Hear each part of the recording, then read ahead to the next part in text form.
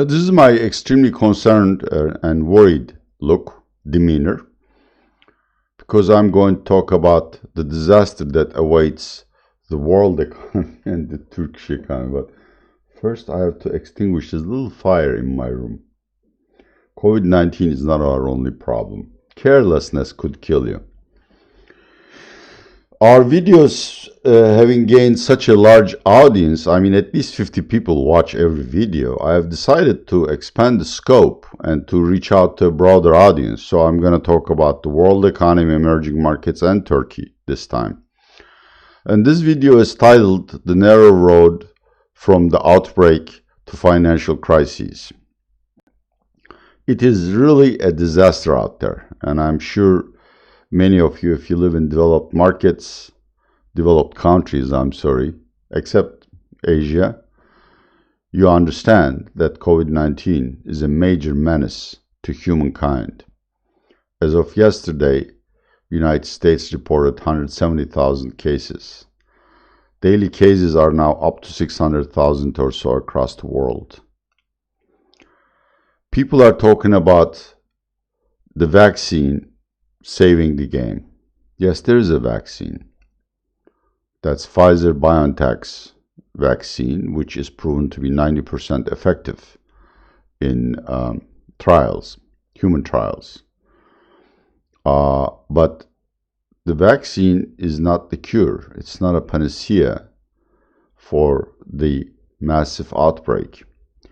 That's what I'm going to talk about. Finally, financial markets. They bought this vaccine story just reading the headlines and not what's written underneath it. This is increasingly looking similar to the dot-com bubble and the subprime mortgage bubble to me. The problem is not only in equity markets, but it's in emerging markets, and it's in credit markets. That's where bonds of governments and private corporations change hands. The decoupling of global economy and the human condition from the performance of the financial markets is called a bubble. And it's not only me who thinks that world financial markets are in a bubble. Fed, in its latest financial stability report, pointed to such risks.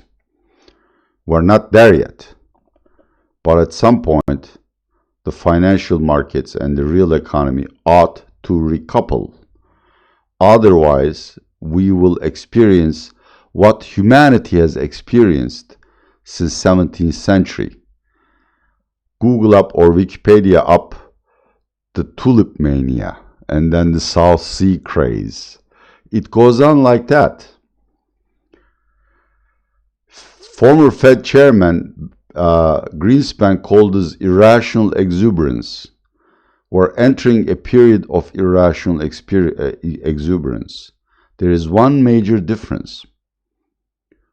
According to Kindleberger and Minsky and other scholars, these episodes of irrational exuberance are inherent, endemic to a capitalist economy, but they usually happen in the aftermath of a major innovation or something that would significantly improve the economic fortunes of humanity.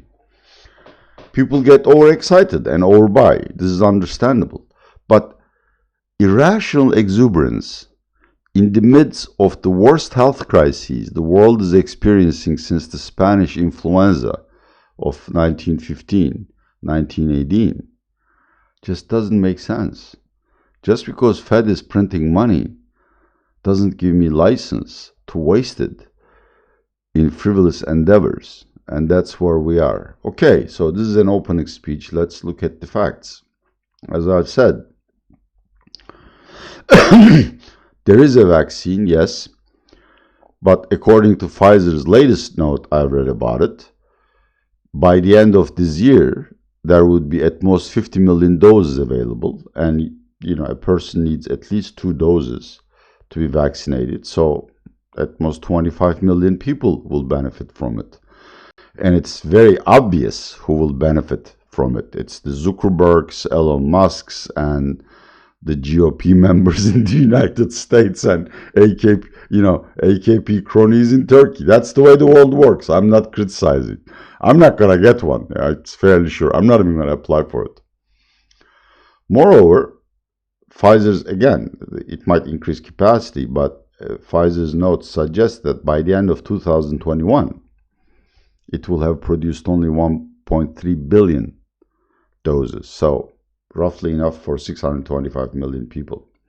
I read a World Health Organization study which suggested or estimated that 10% of the world population, that is at least 700 million, may have already been infected. That doesn't mean they're sick. The asymptomatics are the biggest problem. They keep spreading the disease, not even knowing that they're sick. This is why testing and contact tracing are very important. One final practical problem with the Pfizer medicine and all of these mRNA medicines, if I understand it correctly, they need an unbroken cold air refrigeration distribution chain, and the vaccine needs to be kept at least until it gets to the pharmacy at minus 70 degrees Celsius. That's sort of, the South Pole kind of temperature. It's kind of difficult to replicate in India, Brazil, Peru, Uruguay, etc., etc. So the vaccine is not a cure. What is a cure? The cure is lockdowns and curfews. And already Biden's advisory council suggested that if and when he comes to power, he should declare a nationwide curfew of 4 to 6 weeks. Turkey is no different. Turkey yesterday reported more than 3,000 patients. We don't report cases. We don't count the asymptomatics. But even our patient count is back to April, the first wave levels. But the reality is much uglier than that. People are talking about, medical experts, not people I meet in my poker parties, are talking about 40,000 cases a day. What happens to these people who show no symptoms? They are relegated to home quarantine for 2 weeks. They break curfew. We all do. It's human nature. You don't feel sick. You have a wedding to attend or a funeral. You go out. So they continue spreading the virus. In Istanbul, doctors tell openly to the press that all the hospitals, the emergency wards, COVID wards, are jam full. And they have to keep people on stretchers in corridors. Turkey is no exception. Asian countries, with few exceptions, are still managing well. But Brazil, India, Pakistan, Iran, Russia, entire Balkans and Southern Europe are decimated by the virus. From Turkey's perspective, of course, we have a lot of human traffic between Turkey, Iran, Iraq, and Syria. I looked up Iran's numbers, awful. There are two official numbers, kind of an underestimate, let's put it politely. Iraq is also suffering, but I don't recall how many cases a day they are reporting. Idlib is a Syrian province, the north of which is occupied or controlled by the Turkish army and the opposition to Assad. The latest data comes from 3rd of November. They had reported over 550 cases. As I've said, there's a lot of human traffic between the Syrian border towns and Turkey. So these are additional vectors of infection that we need to be mindful of. Now, going back to the world and my concerns about financial crises, if you're going to lock down the people, you're going to pay for their livelihood. That's what a state is for. It helps you out when you're in need. And this is why Biden wants to pass a $5 trillion package. Europe is already distributing aid. It's insufficient. Rich countries, including China among emerging markets and a few more like Singapore, Korea, Taiwan, do have the wherewithal, that's the financial resources, to afford a lockdown. Many countries don't. Russia don't. India definitely can't. Uh, Turkey can't. Most Latin American countries can't. Balkans ex-Greece is in extremely bad shape as far as the economy goes. So there is this significant possibility of a W-shaped progress, that is, a second recession in winter months. And of course, massive employment losses. And you got to remember, according to the latest non-farm payrolls report in the United States, 1/3 of the 10 million unemployed were already classified as long-term unemployed, which means even if miraculously the COVID-19 outbreak were to end tomorrow, their chance of finding a job is slim. In Turkey, we have the same situation. Our broad measure of unemployment as of August data is 28% of the working population. And some of these people, I don't remember the exact ratio, have been unemployed for over 2 years. So,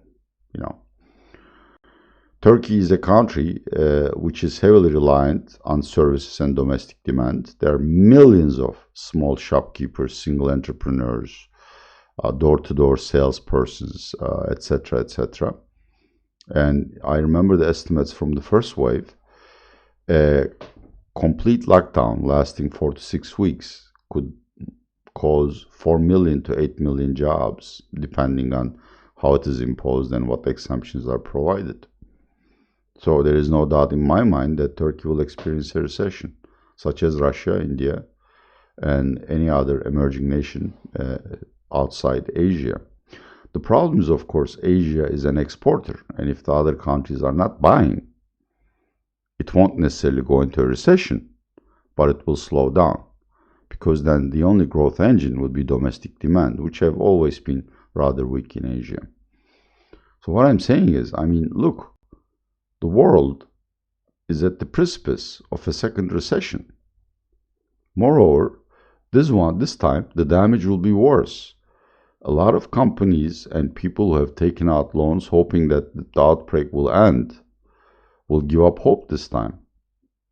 We will experience massive bankruptcies or a much broader state aid package than anyone can envision or pay for to make sure we save most of the companies. And this is where my concerns about a financial crisis come in.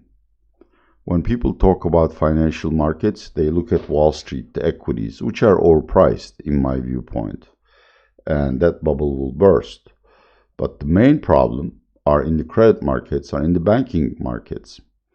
Credit markets, that's bonds, bills and bonds. The number of companies which will default, will soar. So funds which hold these bonds will suffer losses, and whether they have the cash to pay the redemptions is not obvious to me. And that's something that worries all financial authorities across the world. So that's the credit aspect. Credit spreads are too narrow to reflect that risk. And more importantly, if the credit market comes to a full stop, in particular the corporate credit market, Fed's ability to revive it is much less than the bond market. The third venue for financial crises are the banks.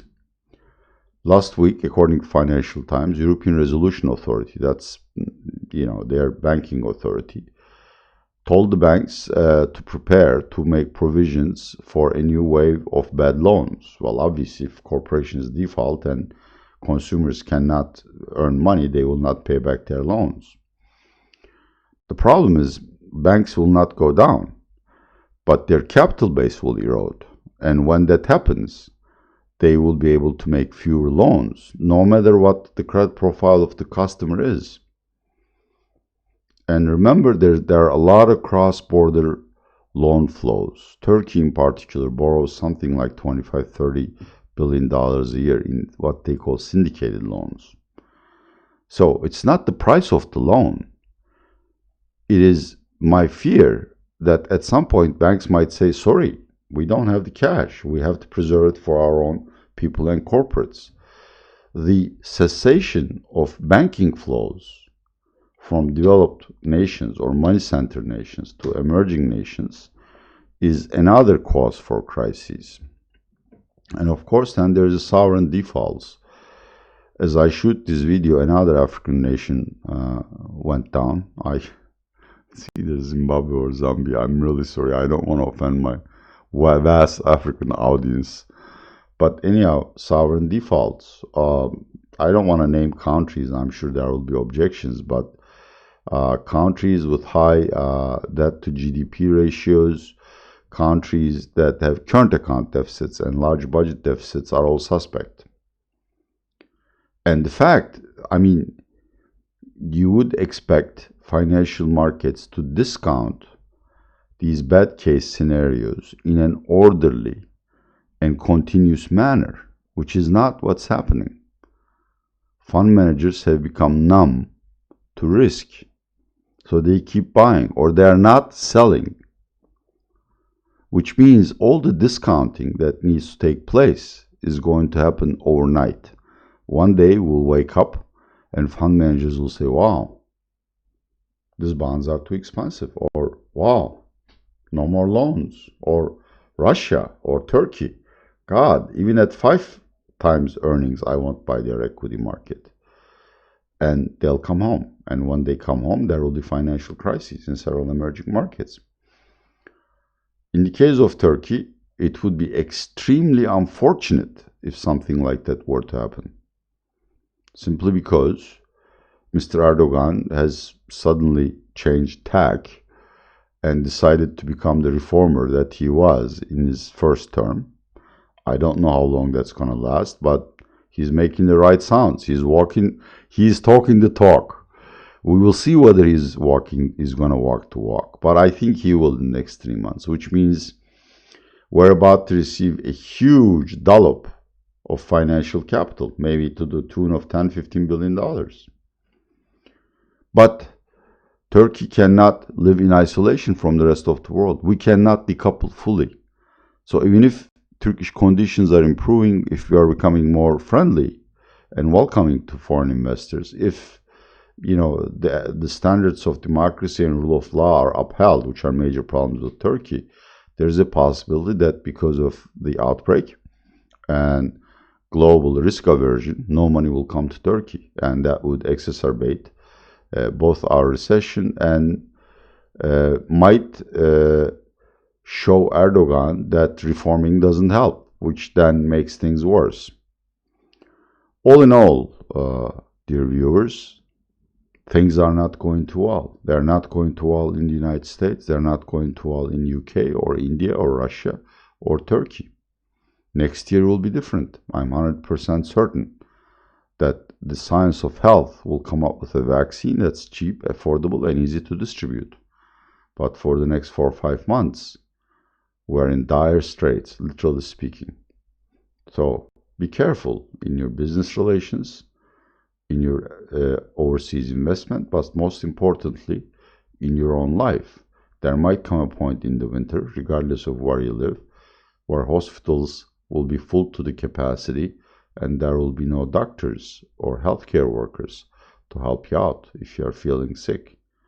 I hope we don't get there. And it's really up to us not to get there. If we all behave responsibly, these things will not happen. Well, that was a cheerful video, and I am going to open the bottle and have some more iced tea. Yeah, hope to see you soon again. I hope you all subscribe and visit our English language website about Turkey, www.paturkey, no punctuation marks, .com. Do I have it here to show you? Of course not. How would I? Okay, next time I'll have a picture of it. Thank you very much for watching Real Turkey channel. This is Atilla Yeşilada signing off from a rainy Istanbul day.